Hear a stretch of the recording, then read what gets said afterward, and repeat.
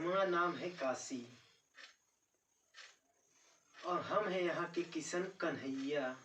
मथुरा वाले नहीं, भगवान वाले भी नहीं, अरे यहीं के हैं, इलाहाबाद के। देखो भैया, कॉलेज तो हम कभी गए नहीं, लेकिन फील्ड के क्लास में हमेशा टॉप पर रहते हैं। लेकिन एक समस्या है, वो है हमारी आशिकी। अब भाई किसी को आती नहीं और हमारी जाती नहीं, तो हम गए अपने बाबूजी के पास और कहे, बाबूजी हमें प्यार हो गया है।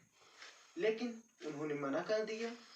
तो भाई हमें आ गया गुस्सा और हम बोले कि देखो बाबूजी, हम ब्याह करेंगे तो अपनी राधा से ही, और पैदा करेंगे नन्हे मुन्ने किशन कन्हैया।